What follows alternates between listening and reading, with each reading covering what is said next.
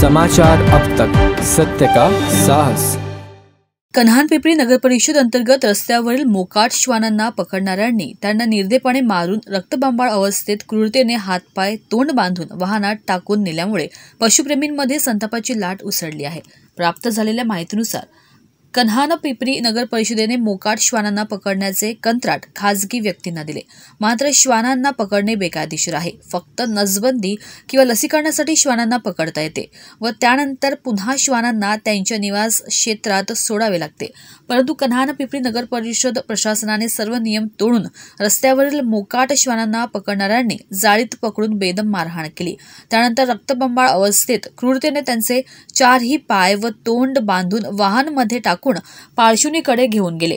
या पशुक्रूरता प्रकरणात सामील असलेल्या लोकांनी श्वानांना जिवंत मारले की सोडले याबाबतची माहिती आरडी बहुउद्देशीय संस्थेला मिळाली नाही।